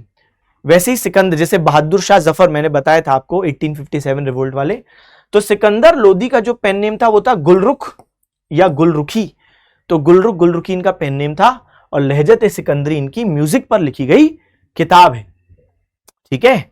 और क्या किया भाई सिकंदर लोदी ने? और कोई बात, इनने एक मेजरमेंट यूनिट शुरू की थी जिसका नाम है गज ए सिकंदरी। जैसे आज हम बोलते हैं ना भाई मेजरमेंट के लिए तुम क्या कर, तुम्हारे पास स्केल है, स्केल है, स्केल होती है 15 सेंटीमीटर वाली, स्कूल ले जाते हैं स्केल। तो वैसे इनकी एक मेजरमेंट यूनिट थी। जैसे हम बोलते हैं आज मेजरमेंट यूनिट क्या है, हम बोलते हैं मेजरमेंट यूनिट है आज मीटर, किलोमीटर। तो इनकी एक मेजरमेंट यूनिट थी जिसको हम कहते हैं गज ए सिकंदरी, ठीक है। तो इनका ये एक माप है गज ए सिकंदरी। तो ये भी बात एक इंपॉर्टेंट हो गई। इनने ऑडिट डिपार्टमेंट भी स्थापित किया, यानी सिकंदर लोदी के अंतर्गत जितने भी लोग हैं जो काम कर रहे हैं अलग अलग क्षेत्र में, मुक्ति वाली, कितना पैसा आ रहा है, कितना खर्च कर रहे हैं, तो पूरा हिसाब किताब अच्छे से मेंटेन करने के लिए ऑडिट डिपार्टमेंट भी स्थापित किया। तो ये कुल मिला के सिकंदर लोदी से संबंधित कुछ बातें हो गई। अच्छा, मैं इतना सब इनके बारे में इसलिए बताया क्योंकि मोट की मस्जिद सिकंदर लोदी ने दिल्ली में बनवाई थी, और सिकंदर लोदी क्योंकि जवाब है इसलिए सिकंदर लोदी के बारे में मैंने बहुत बातें बता दी, ठीक है। मोट की मस्जिद दिल्ली में इनने बनवाई है। चलो, अगला प्रश्न बोलता है इब्राहिम लोदी सुल्तान कब बने? चलिए, तो सबसे पहले मैंने आपको कौन सा वंश बताया? स्लेव। स्लेव के बाद क्या बताया बेटा मैंने? खिलजी। खिलजी के बाद क्या बताया बेटा मैंने आपको? तो तुगलक। फिर बताया सैयद और लोदी। लोदी में सबसे पहले बहलुल, बहलुल के बाद सिकंदर, और सिकंदर के बाद हो गए इब्राहिम लोदी। अब ये किस वर्ष बने हैं सुल्तान? पहली बात तो सर क्या ईयर बेस्ड क्वेश्चंस आते हैं? ज्यादा नहीं आते। तो सर ये तो आ गया, कुछ तो आ सकते हैं लेकिन रेयर है, अब बहुत कम आते हैं। लेकिन ये जो प्रश्न है ये इसलिए भी इतना स्वाभाविक है क्योंकि बेटा अंतिम दिल्ली सुल्तान इब्राहिम लोदी है। इब्राहिम लोदी के अंत के साथ दिल्ली सल्तनत खत्म होता है, मुगल साम्राज्य शुरू होता है। तो इब्राहिम लोदी का सुल्तान बनने का और सुल्तान के पद से हटने का ईयर मालूम होना चाहिए। अब देखो, बहलुल लोदी के बारे में बात करें अगर हम, तो बेटा ये 1451 से 1488। फिर बात करते हैं सिकंदर लोदी की, तो 1489 से हम देखते हैं 1517, और फिर इब्राहिम लोदी की बात करें तो 1517 से 1526, तो 1517 से 1526 यानी 1517 में इब्राहिम लोदी बनते हैं दिल्ली सुल्तान। लेकिन अब इब्राहिम लोदी कमजोर व्यक्ति थे, बहलुल और सिकंदर स्ट्रांग थे, इब्राहिम लोदी इतने स्ट्रांग नहीं थे। और जब व्यक्ति स्ट्रांग नहीं होता, जब वो बदमाशी नहीं कर सकता, तो बदमाशी नहीं करनी चाहिए, सिंपल सा रूल। भाई अगर आप में वो काबिलियत नहीं है कि आप अपने मुक्ति वली जो गवर्नर लोग हैं उनको कंट्रोल कर पाओ नहीं है वो काबिलियत, तो नॉर्मल जो प्रशासन चल रहा है चलने दो। अब आप में काबिलियत है नहीं और आप कड़ाई करते जा रहे हो, कड़ाई का मतलब है रिजिड होते जा रहे हो, नए नए रूल्स ला रहे हो, रेस्ट्रिक्शंस ला रहे हो, ये नहीं कर सकते गवर्नर तुम लोग, ये नहीं कर सकते, तो जाहिर सी बात है वो गवर्नर लोग विरोध करेंगे। तो अब हुआ क्या कि जब इब्राहिम लोदी यहाँ पे सुल्तान है, ठीक है भाई, तो इब्राहिम लोदी सुल्तान है दिल्ली के, तो इनके टाइम पे जो गवर्नर थे वो इनसे बहुत नाराज हो गए, क्योंकि इससे पहले गवर्नरों को बहुत अच्छा फ्रीडम मिलता था। जैसे बहलुल लोदी की बात करें तो उनने बहुत फ्रीडम दिया हुआ था। तो बहलुल लोदी भले ही सुल्तान थे, लेकिन अलग अलग क्षेत्र अलग अलग अफगान सरदार संभालते थे और अफगान सरदारों को बहुत फ्रीडम था, ऑटोनॉमी थी कि अपने हिसाब से फैसले लो। लेकिन इब्राहिम लोदी तक आते आते अब वो ऑटोनॉमी यानी वो स्वायत्तता यानी वो फ्रीडम फैसले लेने का वो खत्म हो गया था, और इब्राहिम लोदी और कड़ाई कर रहे थे, यानी और प्रतिबंध कि हर चीज मुझसे पूछ के होगी, मैं हूं सुल्तान, और ये था कमजोर। ऐसी स्थिति में कई सारे लोग इनके जब खिलाफ हुए तो इनके ही एक चाचा थे पंजाब के गवर्नर, जिनका नाम था दौलत खान लोदी। क्या नाम था बेटा? दौलत खान लोदी। देखो नाम में इनके भी लोदी आ रहा है। तो दौलत खान लोदी ने क्या किया, यहां काबुल का राजा जिसका नाम था बाबर, उसको इनवाइट किया कि तुम आओ और यहां इब्राहिम लोदी से लड़ो और इसको हटाओ, हमको भी नहीं चाहिए। अब बाबर हैरान हुए कि भाई तुम्हारा ही आदमी है, मतलब इब्राहिम लोदी, तुम भी लोदी तुम भी लोदी, तो तुम अपने ही लोदी के खिलाफ जा रहे हो। लेकिन मैंने आपको कारण बता दिया ऐसा क्यों। अच्छा, तो अब बाबर जो काबुल के राजा हैं वो इन पर अटैक करने आएंगे, ठीक है। लेकिन एक और कैरेक्टर है जो बहुत महत्वपूर्ण है इस टाइम पे, उनका नाम है बेटा राणा संगा। तो राणा संगा के बारे में थोड़ी सी बातें करते हैं। तो पहले हम लोग थोड़ी स्पेस बनाते हैं। तो ये वाला जो क्षेत्र है किसके पास है भाई? राणा संगा ऑफ मेवाड़। तो राणा संगा राजस्थान मेवाड़ वाले क्षेत्र में मौजूद है। तो इब्राहिम लोदी की राणा संगा से एक बार लड़ाई हो चुकी थी, और उस लड़ाई को हम लोग क्या बोलते हैं? इब्राहिम लोदी 1517 से 1526 ये इब्राहिम लोदी का सुल्तान बनने का समय है। 1517 में ही जब सुल्तान बना उसी साल उनका एक लड़ाई हुआ, किससे? तो खतौली का युद्ध या खटौली का युद्ध बोलते हैं जिसे। तो ये लड़ाई बेटा हुई खटौली या खतौली का युद्ध बोला जाता है। खटौली भी ट भी लगता है, कहीं कहीं त लगता है, आप अलग अलग जगह देखोगे। 1517 किस किस के बीच? तो यहां पे हम लोग बात कर रहे हैं इब्राहिम लोदी और राणा संगा, और इसमें राणा संगा की जीत होती है, इब्राहिम लोदी हार जाते हैं। अच्छा, अब मैं आपको यह भी बता दूं कि अब बाबर आने वाला है। बाबर जब लड़ने आएगा इब्राहिम लोदी से, तो आगे चल के बाबर फिर एक किताब लिखते हैं जिसका नाम है तुजुक बाबरी, और उस किताब में बाबर ने लिखा कि मुझे भारत आने का न्योता दौलत खान लोदी ने तो दिया ही था, और भी कुछ लोदी लोग थे उनने दिया था, लेकिन राणा संगा ने भी मुझे न्योता दिया था। ऐसा बाबर ने अपनी किताब तुजुक बाबरी में लिखा है। और जब बाबर यहां पे आए इब्राहिम लोदी से लड़ने, तो इनके बीच जो युद्ध होगा अब वो भी सुन लीजिए। तो इब्राहिम लोदी और राणा संगा का युद्ध, खतौली का युद्ध, ये 1517 में हुआ। कब हुआ बेटा? 1517। इसमें कौन जीता? राणा संगा जीते। और अब इब्राहिम लोदी की एक लड़ाई होगी 1526 में। ये लड़ाई होगी बाबर और इब्राहिम लोदी के बीच में, और इस युद्ध को हम बोलते हैं पानीपत का पहला युद्ध। पानीपत का पहला युद्ध, ठीक है। पानीपत हरियाणा में जगह है, यहां पे 3 युद्ध होंगे। अभी हम लोग पढ़ रहे हैं पानीपत का पहला युद्ध, और इस युद्ध में बाबर जीतेंगे, इब्राहिम लोदी हार जाएंगे। ना सिर्फ इब्राहिम लोदी हारेंगे, इब्राहिम लोदी युद्ध स्थल पे मारे जाएंगे। एकमात्र दिल्ली सुल्तान जो युद्ध स्थल पे मारे गए उनका नाम है इब्राहिम लोदी। इब्राहिम लोदी से पहले भी बहुत दिल्ली सुल्तान आए, लेकिन कोई युद्ध स्थल पे मारा नहीं गया। एकमात्र जो मारे गए वो इब्राहिम लोदी थे। और इसी के साथ 1526 में दिल्ली सल्तनत खत्म हुआ, और शुरू हुआ क्या? शुरू हुआ मुगल साम्राज्य। चले भाई, तो सबसे पहले तो हमने क्या देखा? अगला प्रश्न क्या था हमारा? कहां गया भाई? प्रश्न कहां था? कोई नहीं, ठीक है। तो इब्राहिम लोदी कब सुल्तान बने? 1517। ठीक है, वो तो हमने जवाब दे दिया। सिकंदर लोदी ने निम्नलिखित में से किस वर्ष आगरा की स्थापना की? ये बात मैं आपको पहले भी बता चुका हूं। आगरा की स्थापना 1504 में हुई और जो कैपिटल शिफ्ट हुआ है, कैपिटल कब बनाया बेटा, ये अगर कभी पूछे तो 1506 में बनाया। ठीक है, चलो ये हमारी बात हो गई। चलो, तो दिल्ली सल्तनत का अंतिम सुल्तान कौन है? इब्राहिम लोदी अंतिम सुल्तान है दिल्ली सल्तनत के, ये एकदम सही बात है। किसने आगरा को कैपिटल बनाया? सिकंदर लोदी ने बनाया। ये सारी चीजें अभी अभी हमने डिस्कस कर ली। चलो भाई, दिल्ली सल्तनत की राजकीय भाषा, राजकीय मतलब ऑफिशियल लैंग्वेज क्या है? तो आपको मालूम है बेटा, पर्शियन या फारसी। मैंने आपको बताया था इसी भाषा में बात हुआ करती थी। ठीक है, चलो अब देखो अगला क्या है। दिल्ली सल्तनत के दौरान राज्य के लिए की गई सेवाओं के बदले प्रशासनिक अधिकारियों का एक क्षेत्रीय कार्य था। ठीक है, तो उसको क्या बोलते थे? A territorial task assigned to administrative officials and nobles in return for services rendered to the state during the Delhi Sultanate. तो ये तो जस्ट सिंपल है भाई, मैंने आपको पढ़ा दिया है इक्ता। तो इक्ता यही तो होता है कि भाई अगर आप कोई काम करते हो तो आपको उसके लिए भूमि का एक हिस्सा मिलता है ना। तो आप ये देखो साफ साफ लिखा है, दिल्ली सल्तनत के दौरान राज्य के लिए की गई सेवाओं के बदले प्रशासनिक अधिकारियों का एक क्षेत्रीय कार्य, एक क्षेत्र उनको मिलता था कि भाई यहीं पे आप टैक्स इकट्ठा करो, यहीं पे आर्मी मेंटेन करो, बचा हुआ पैसा फवजिल जो आपको लौटाना है, किसको? सुल्तान को। तो ये इक्ता ही तो है। चलिए, तो ये भी हमने बात देख ली, बहुत बढ़िया। चले, कुतुब मीनार के पास स्थित मेहरौली पिलर प्राथमिक रूप से किस कारण प्रसिद्ध है? आप जानते हो कि भाई कुतुब मीनार कॉम्प्लेक्स में बहुत सारी चीजें हैं। कुतुब मीनार है, कुव्वतुल इस्लाम मस्जिद है, अलई दरवाजा है, मेहरौली पिलर भी है। तो मेहरौली पिलर की खास बात यह कि इसमें जो आयरन है उसमें जंग नहीं लगी, तो इतना अच्छा क्वालिटी ऑफ आयरन है।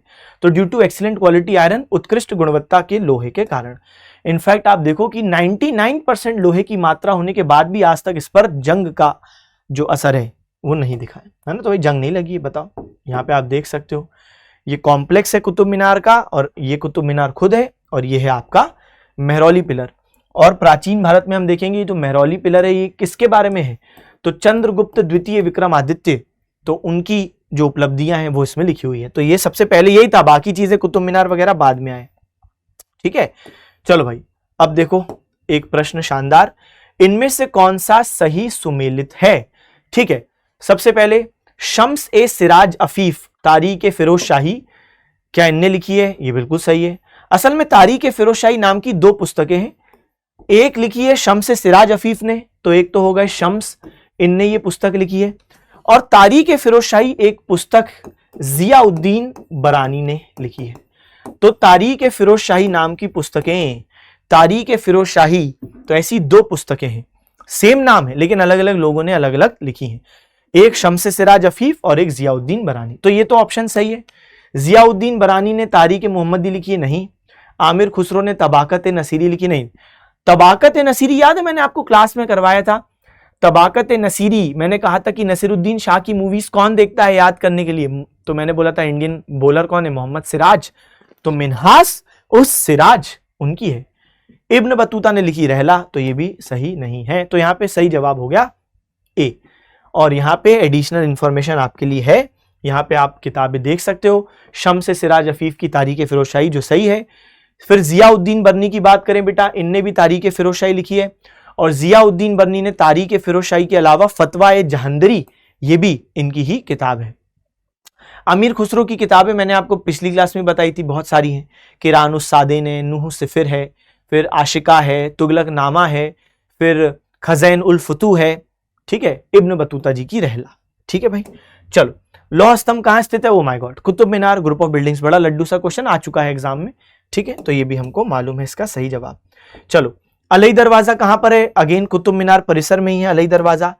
अलई दरवाजा दिल्ली स्थित कुव्वतुल इस्लाम मस्जिद के प्रांगण के लिए क्या है? अब ये सोचने वाली बात है कि बेटा अलई दरवाजा जो यहाँ पे कुतुब मीनार मौजूद है, यहीं पे कुव्वतुल इस्लाम भी मौजूद है, तो अलई दरवाजा इनके लिए क्या है? अलई दरवाजा यहाँ पे मौजूद है। अलई दरवाजा क्या है? एक एंट्रेंस गेट है, प्रवेश द्वार है। अलई दरवाजा आप जानते हो बेटा किसने बनवाया? इनफैक्ट मैंने पिछली क्लास में ये होमवर्क क्वेश्चन भी दिया था, अलाउद्दीन खिलजी। कब बनवाया? 1311 ईस्वी, 1311 AD। ठीक है, ये दिमाग में रखना। चलो और बात करें भाई, हम लोग आगे आए। हाँ, तो हम लोग कहां पे मौजूद हैं? इधर ध्यान दो। दिल्ली सल्तनत प्रशासन के संदर्भ में राज्य पत्राचार विभाग को निम्न में से किस नाम से जाना जाता था? जब हम लोग बात कर रहे हैं पत्राचार विभाग, पत्राचार मतलब क्या होता है कि जैसे कोई सुल्तान है, अब उसको अपने अधिकारियों से कुछ बात करनी है, एक पत्र लिखना है, या एक सुल्तान को किसी दूसरे देश के हेड से कुछ बोलना है, तो पत्राचार विभाग होता था जो ये पूरा काम सुल्तान के लिए करता था। यानी सुल्तान बोलेंगे और वो डिपार्टमेंट के लोग लिखेंगे, चिट्ठी लिखते जाएंगे और फिर वही उनका काम है वो पहुंचाना वहां तक। तो ये पूरा पत्राचार विभाग का काम था। तो इसको क्या बोलते थे? दीवाने इंशा। तो दीवाने इंशा इज करस्पॉन्डेंस डिपार्टमेंट। यहां पर मैंने आपके सामने एक लिस्ट बनाई है, जैसे इंशा सरकारी पत्राचार, दीवाने अर्ज तो सैन्य विभाग आप जानते हो। अब कुछ नए भी है, एक है दीवाने रसालत। अब दीवाने रसालत को लेकर हिस्टोरियंस में आज तक डिबेट है कि दीवाने रसालत क्या है। कुछ इतिहासकार कहते हैं कि दीवाने रसालत एक रिलीजियस डिपार्टमेंट है, धार्मिक विभाग है, और कुछ कहते हैं कि दीवाने रसालत विदेशी मामले देखता था। दीवाने रसालत के जो हेड होते थे उनको बोलते हैं सद्र उस सुदूर। क्या बोलते हैं? सद्र उस सुदूर। तो ये नाम दिमाग में रखना बच्चे। क्या बोलते हैं? हिंदी में लिख दूं सद्र, उर्दू में उस सुदूर।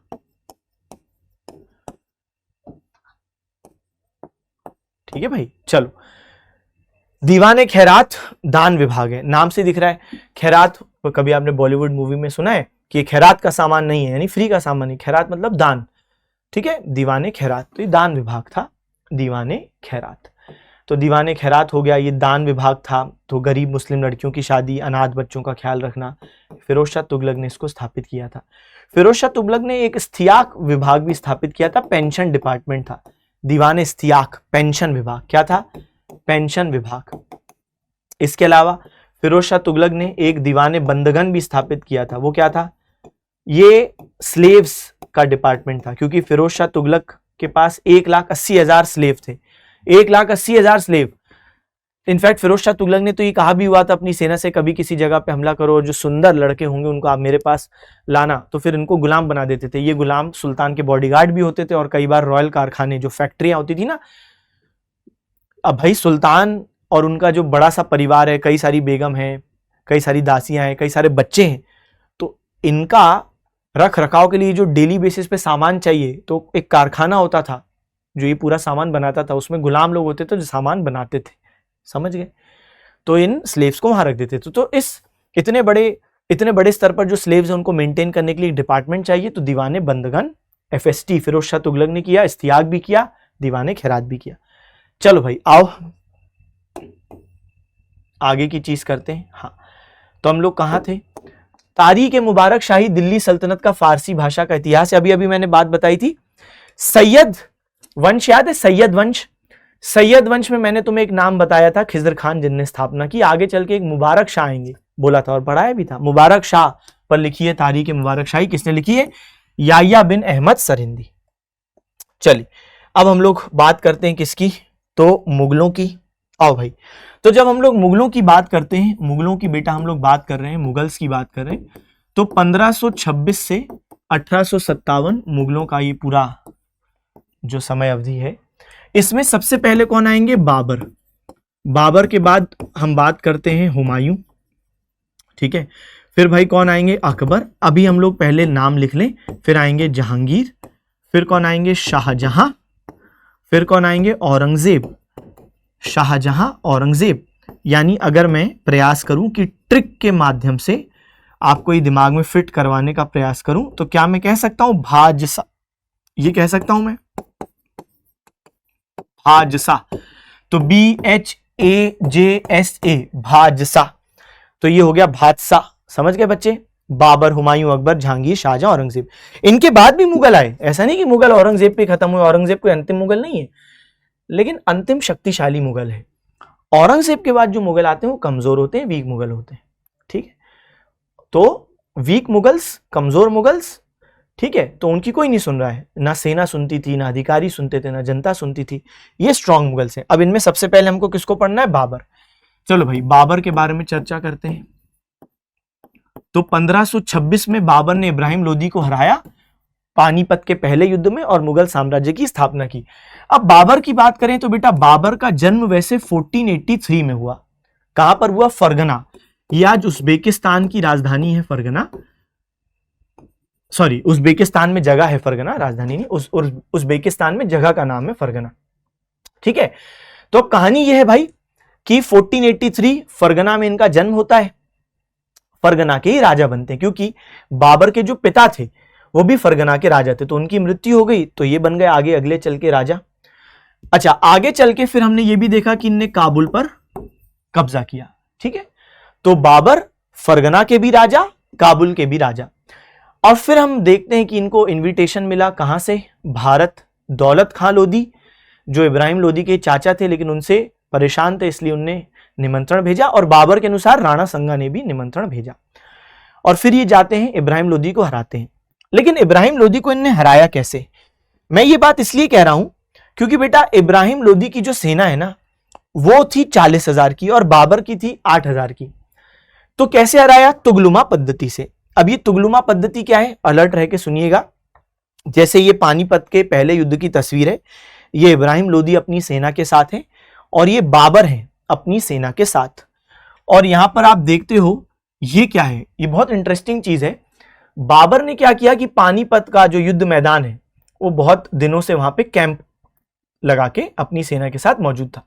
तो बाबर ने आसपास के जंगल कटवा दिए, जो लकड़ी प्राप्त हुई उससे बैलगाड़ियां बनवाई और बैलगाड़ियों को 14 रोज में रख दिया। जैसे ये एक रो, हर रो में 50 बैलगाड़ी, तो एक रो, फिर दूसरी रो बैलगाड़ियों की, फिर तीसरी रो बैलगाड़ियों की, चौथी रो बैलगाड़ियों की। तो ऐसे 14 रोज, हर रो में 50 बैलगाड़ी, ऐसे 700 बैलगाड़ियां थी उसके पास। तो बाबर ने पहले तो ऐसे बैलगाड़ियां सामने तैनात कर दी और यहां जहां पे बीच बीच में गैप है यहां रख दी तोप। अब इब्राहिम लोधी के पास सेना बड़ी है 40,000, यानी उससे 5 गुना बड़ी है। किससे? बाबर से।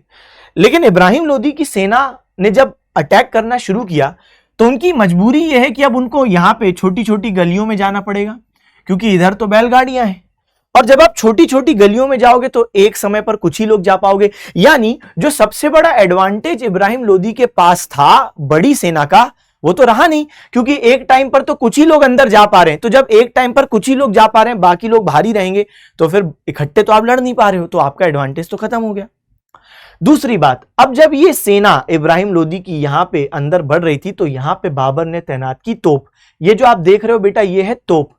और नॉर्थ इंडिया में सबसे पहली बार तोपों का इस्तेमाल बाबर ने किया और यहां पे आप देख पा रहे हो ये रख दिया है और यहां पे तोप चलाई गई। तो यहां पे इब्राहिम लोधी की जो सेना है वो जब इन गलियों में फंसी, अब यहां पे तो भाई कम स्पेस है, यहां पे तोप के गोले भी आए, कई सारे लोग यहां पे मरने लगे। जैसे तैसे इब्राहिम लोधी की जो सेना यहां तक पहुंच भी पाई, चलो भाई सब कुछ क्रॉस करके यहां पे पहुंच गई।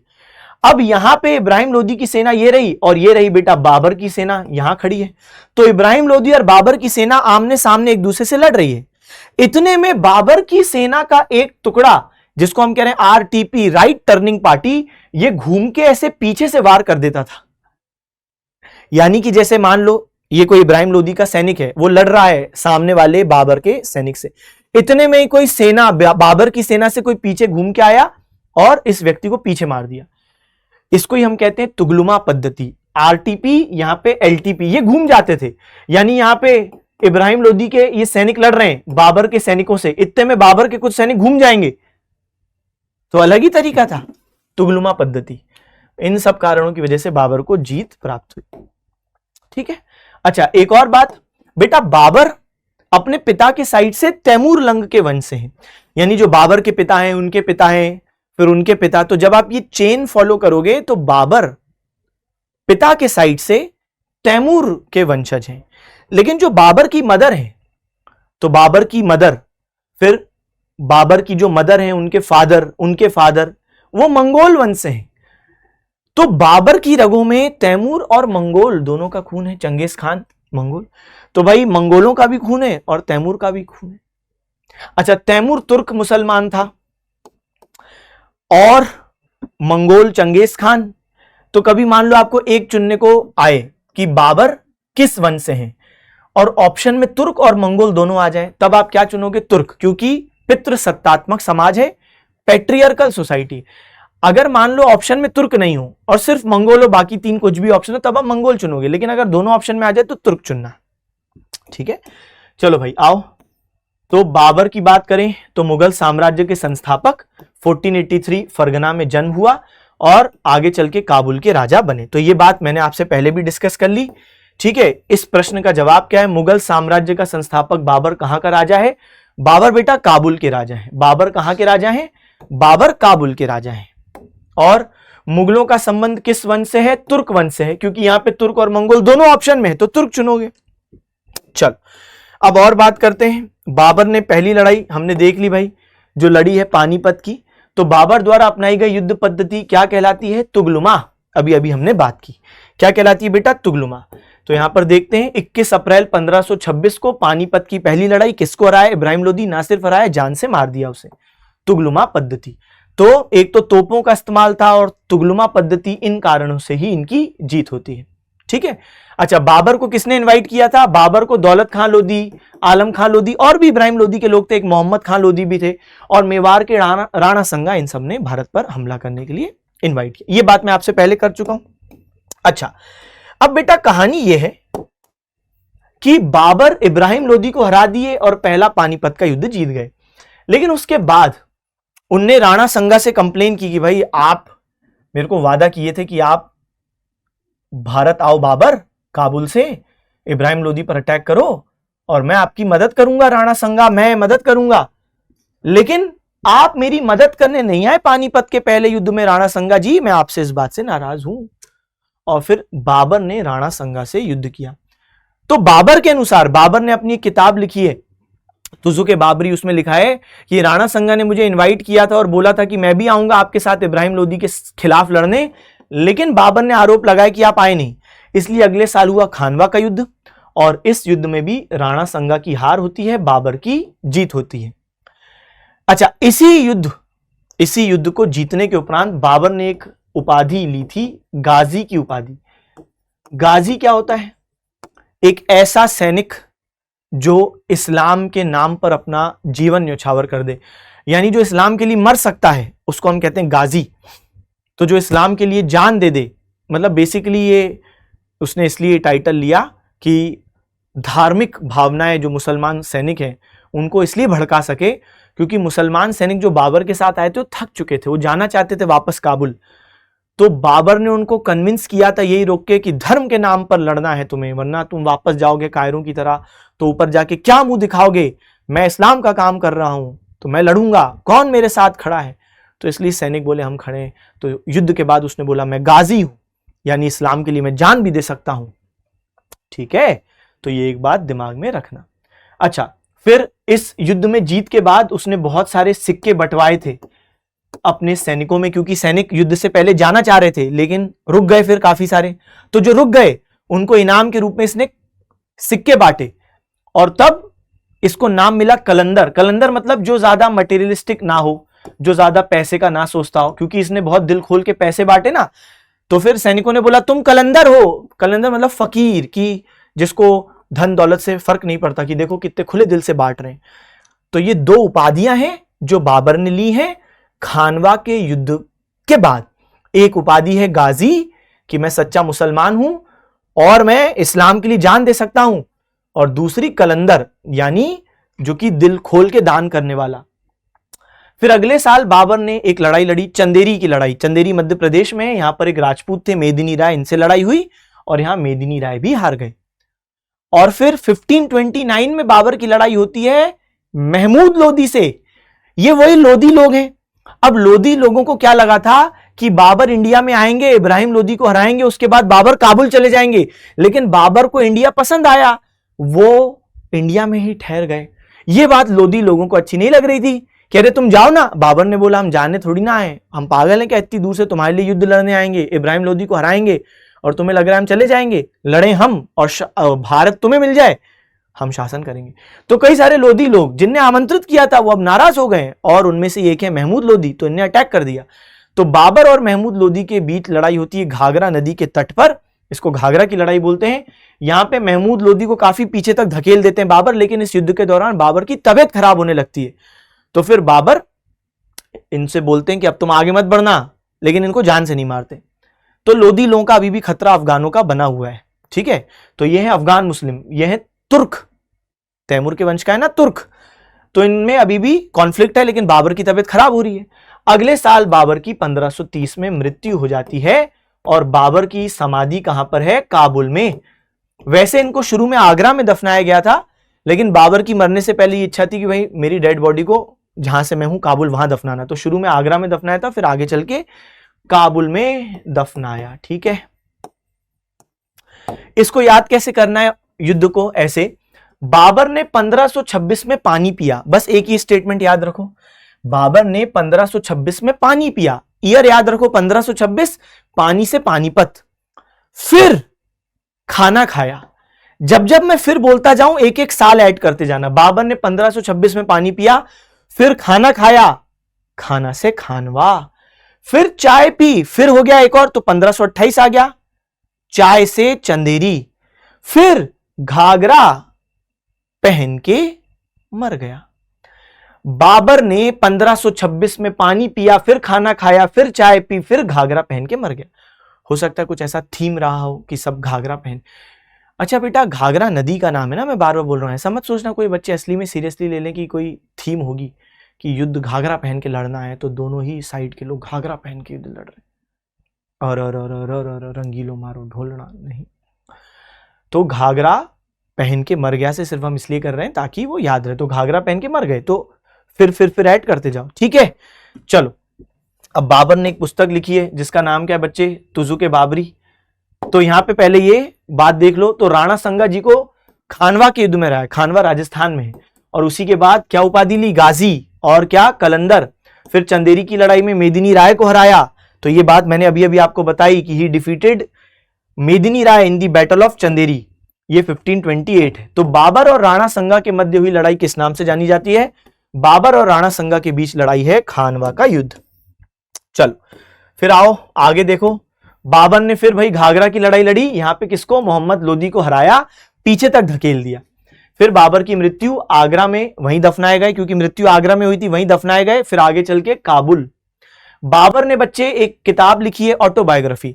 मुगलों में सिर्फ दो ही लोग हैं जिन्होंने ऑटोबायोग्राफी का मतलब होता है अपने ऊपर ही लिखना, एक होती बायोग्राफी की आपकी कहानी कोई और बता, ऑटोबायोग्राफी का मतलब होता है अपने ऊपर खुद कहानी लिखना, तो अपनी जीवनी लिखना। तो ऑटोबायोग्राफी बाबर ने लिखी है तुर्की भाषा में, इसका नाम है तुजुक-ए बाबरी। लेकिन आगे चल के इस तुर्की भाषा के तुजुक-ए बाबरी को ट्रांसलेट किया जाता है फारसी या पर्शियन लैंग्वेज में। ट्रांसलेट करने वाले व्यक्ति का नाम होता है अब्दुल रहीम खाने खाना। तो यहां पे देखो, ये बेटा अब्दुल रहीम खाने खाना है, इन्होंने ही ट्रांसलेट किया है किसको? तो तुजुक-ए बाबरी को, बाबरनामा, तो पर्शियन में ट्रांसलेट किया। ये अब्दुल रहीम खाने खाना, इनके बारे में हम आगे भी पढ़ेंगे, अकबर के टाइम पे आएंगे ये। तो ये अकबर के टाइम पे थे, इनने अकबर के दादाजी बाबर की तुजुक-ए बाबरी को ट्रांसलेट किया। ये अभी बाबर के टाइम पे नहीं है, ये अकबर के टाइम पर आएंगे, और इनने ट्रांसलेट किया किसको? तो तुजुक-ए बाबरी, अकबर के दादाजी की किताब को, किसमें?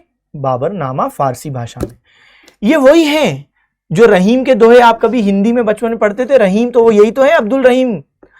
ये हैं तो मुसलमान लेकिन श्री कृष्ण के बहुत बड़े भक्त थे। ठीक है, अब्दुल रहीम खाने खाना, खा ले खाना नहीं, खाने खाना, यानी खानों में खान।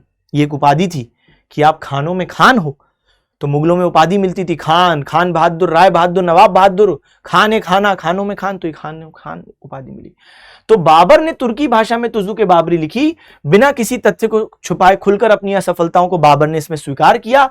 इस पुस्तक का बाद में फारसी भाषा में अब्दुल रहीम खाने खाना ने अनुवाद किया, इसे तब कहा गया बाबरनामा। आगे चल के इसका इंग्लिश में ट्रांसलेशन होता है, कौन करता है? Madam Beveridge. ठीक है, तो madam Beveridge translated it in English.